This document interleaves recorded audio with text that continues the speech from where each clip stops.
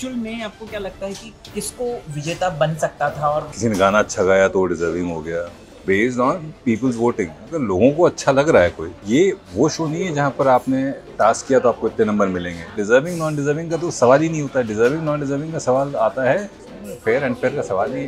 लोग भूल जाते हैं कि ये रियलिटी शो है। You are very witty. आपको है ना, हम एक्चुअल में बिग बॉस के घर के अंदर भी बहुत बार देख चुके हैं। अभी आप हंसाने के लिए आए थे इस बार के कंटेस्टेंट्स को, वो फेस बनाने, हाँ। सुम्बुल को परेशान करने के लिए। आइडिया हंसाने का नहीं था, आइडिया तो परेशान करने का था, Distract करने का। लेकिन वो समस्या, वो परिस्थितियाँ ऐसी हो गई कि वो it became a funny thing. हाँ सर, थोड़ा सा सलमान साहब की बात जानना चाहता हूँ मैं, बिकॉज हमारे चैनल के साथ सलमान साहब के फैंस बहुत ज़्यादा जुड़े हुए हैं। और किस तरीके का आपके साथ बिहेवियर रहता है, कैसी मेमोरीज आप शेयर करते हैं? कोई एनेक्डोट आप शेयर करना चाहते हैं जो बिग बॉस के शूट के दौरान आपने उनके साथ महसूस किया हो? और उनकी पार्टी भी होती है आफ्टर बिग बॉस कंप्लीशन, वहाँ पे जो सेट बना है वहीं पे, तो आप वहाँ पे मौजूद रहते हैं क्या? वहाँ पे मतलब बातचीत के दौरान कुछ ऐसा उन्होंने शेयर किया हो तो प्लीज़ बताएं। पार्टीज में मैंने कभी उनके साथ पार्टी नहीं करी है। सिर्फ एक बार ऐसा हुआ था कि शो ख़त्म हुआ, फिनाले पार्टी थी और उस पार्टी में वो आए। एक उनकी पार्टी अलग होती है, पर जो क्रू पार्टी थी उसमें बस ऐसे ही वो आए देखने के लिए। तो एंट्रेंस थी और एंट्रेंस से एकदम ठीक डायगोनली ऑपोजिट हम लोग 2-3 लोग खड़े हुए थे। और हम 2-3 लोगों में से मुझसे वो मिल चुके थे 2 बार, और जो हमारे साथ थे उनको वो जानते थे। तो उन्होंने वहीं से ऐसे हाथ हिलाया, तो हम दोनों ने एक दूसरे को देखा, हमने कहा किसी और को बोल दे। तो उन्होंने भी कहा हाँ आप पागल हो गए हो क्या, हमको क्यों हाथ हिलाएंगे हम। जी। स्टार्टेड वॉकिंग, तो सर अपनी तरफ आ रहे हैं, तो हमने कहा अरे नहीं, जो पुनीत सर खड़े हैं उनकी तरफ आ रहा हूँ। उस सीजन में वो गौतम गुलाटी, पुनीत सीजन 10। जी, सीजन 10 नहीं था, वो सीजन 7 था। अच्छा 7 या 8 वही है। वो चलते हुए आए और वो आके सीधे हम लोग के सामने खड़े हो गए। उन्होंने इनको हाई किया, फिर उन्होंने मुझे हेलो किया। थैंकफुली जो दूसरे थे उनको किसी और ने पकड़ लिया। आई थिंक राजीव पॉल थे उस सीजन में। फिर हम दोनों ही बचे। हमने 3 मिनट तक, वो सबसे लंबी बातचीत मेरी सलमान सर से हुई है, जहाँ पे मैंने उनको बताया कि मेरे पापा बहुत बड़े फ़ैन हैं। पर वो मेरी पहली मुलाकात नहीं थी। पहली मुलाकात मेरी हुई थी 2010 में, जब मैंने रिक्वेस्ट किया था कि मुझे मिलवा दो। अच्छा। तो मेरा वो पहला सीज़न था, वो ओके। सीज़न 4 मेरा पहला सीज़न था। मेरा बर्थडे था 26 नवंबर को। उस दिन उनकी शूट भी थी, तो वो आए थे। हेलो हाय, फ़ोटो खींची, bye.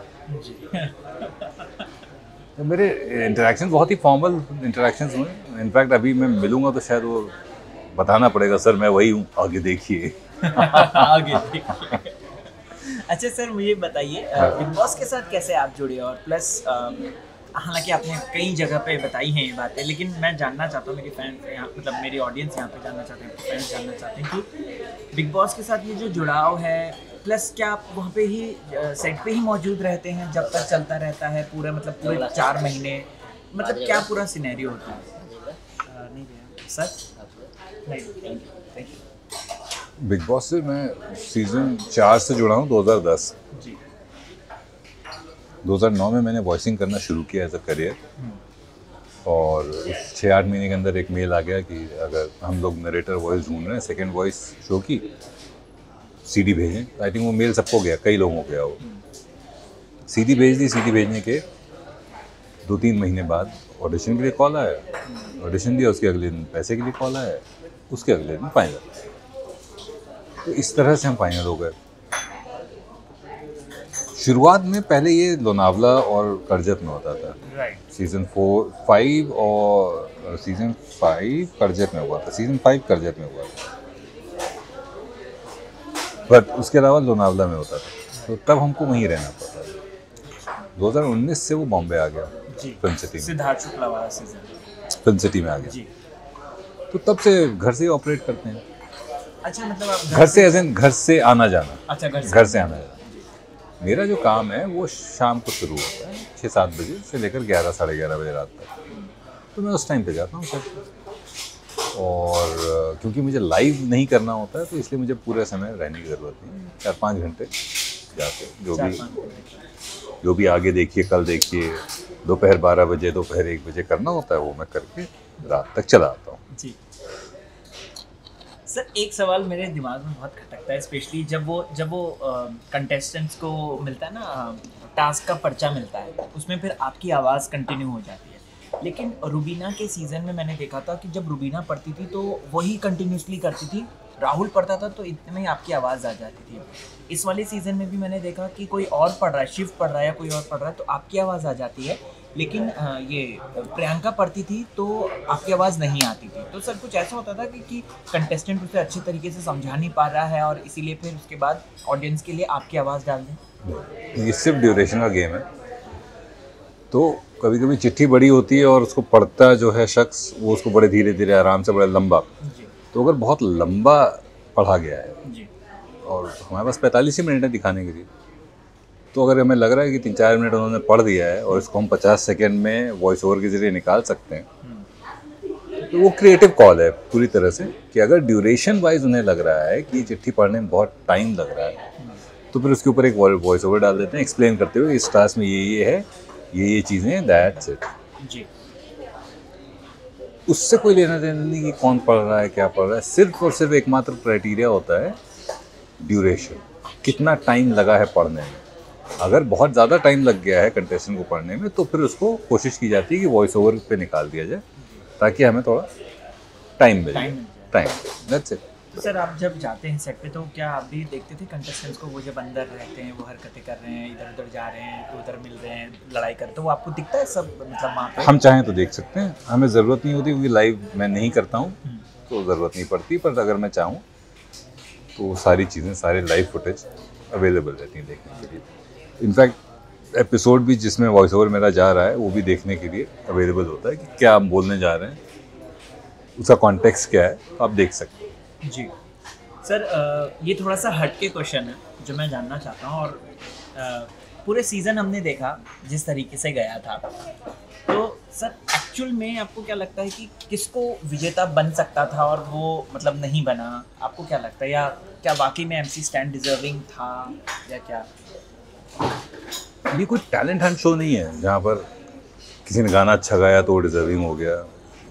This is completely based on people's voting. अगर लोगों को अच्छा लग रहा है, कोई किसी की फैन बेस है और वो फैन बेस उसको वोट कर रहा है, तो वो जीतेगा। ये वो शो नहीं है जहाँ पर आपने टास्क किया तो आपको इतने नंबर मिलेंगे, आपने गाना गाया तो आपको इतने नंबर मिलेंगे, गाना अच्छा नहीं गाया तो आपको कम नंबर मिलेंगे। Completely based on voting. तो MC स्टैन के फैंस ने उनको वोट किया, वो जीत गए। डिजर्विंग नॉन डिजर्विंग का तो सवाल ही नहीं होता है। डिजर्विंग नॉन डिजर्विंग का सवाल आता है वो फैंस के लिए होता है। अगर मैं किसी को सपोर्ट कर रहा हूँ तो मेरे लिए वही डिजर्विंग है। उसके अलावा कोई और जीतता है तो फिर मैं रीज़न निकाल लूँगा कि साहब ये इसलिए डिजर्विंग था, बताओ इसके साथ गलत हो गया। और ये कई साल से हम देख रहे हैं, पर लोग भूल जाते हैं कि कोई टैलेंट हंट शो नहीं है। ये एक रियलिटी शो है जिसमें कि जीत हार पूरी तरह से जनता के वोट्स पर डिपेंडेंट है। तो जनता ने अगर किसी को वोट किया है, ये पूरी तरह डेमोक्रेसी की तरह है। अगर जनता ने किसी को पावर में लेकर आई है जनता, तो हम कोई नहीं होते हैं उस पर उंगली उठाने वाले, ये कहने के लिए नहीं ये डिजर्विंग नहीं है। अगर डिजर्विंग नहीं है तो जनता ने वोट क्यों दिया? तो पूरी तरह से जिस तरह से लोकतंत्र चलता है, लोकतंत्र में एक नेता चुना जाता है, एक पार्टी चुनी जाती है, first pass the post system. इसमें भी फर्स्ट पास पोस्ट सिस्टम है और उसमें तो फिर भी वोटिंग लिमिटेड होती है डेमोक्रेसी में। यहाँ तो वोटिंग अनलिमिटेड है, जिसके पास भी फ़ोन है, एक अकाउंट बनाया और आप वोट कर सकते हो, वोटर आईडी की भी ज़रूरत नहीं। तो ये कम्प्लीटली इस बात पर निर्भर करता है कि जो पार्टिसिपेंट है उसकी फ़ैन फॉलोइंग उसके लिए किस तरह से वोट कर रही है। आप अगर उस किसी एक को सपोर्ट कर रहे हैं तो आप फिर जाके ना केवल वोट करिए बल्कि इंश्योर करिए कि दूसरे भी वोट करें उनको। फेयर एंड फेयर का सवाल नहीं। लोग भूल जाते हैं कि ये रियलिटी शो है, बस मज़े लीजिए और बहुत कोई पसंद है तो वोट करिए इसको। सर, जब आप लोनावला में शूट करते थे, ये क्वेश्चन थोड़ा आउट ऑफ द बॉक्स है, वहाँ पे ना बहुत से कंटेस्टेंट ने बोला है, उनकी वीडियोस भी है कि हमने जो है वहाँ पे भूत देखे हैं, स्पिरिट देखी है, ये हुआ है, वो हुआ है हमारे साथ। कुछ ऐसे एक्सपीरियंस कभी आपका? ना मैं इन चीज़ों में मानता हूँ, ना मैंने कभी, तो पता नहीं वो एक्सपीरियंस क्या रहे हैं लोगों के। सुना है बट मेरी मतलब not that I know of. Okay. तो वहाँ पे सर आपको अलग से रूम दे दिया जाता था जब लोनावला में आप शूट करते थे पूरे 4 महीने? वो पूरी क्रू के लिए अलग अलग होटल्स बंगलोर बुक किए जाते हैं, हम लोग सबको रूम रहता था। जी। सर एक जाते जाते बस ऑडियंस के लिए वो अगली बार या फिर वो थोड़ा सा बिग बॉस में बोल दीजिए प्लीज। दोपहर 3 बजे टली खजाना के दर्शकों को महाराजा भोग में बैठे विजय विक्रम सिंह की तरफ से ढेर सारी शुभकामनाएं। Thank you so much, thank you so much. Thank you. Comment कीजिएगा सर।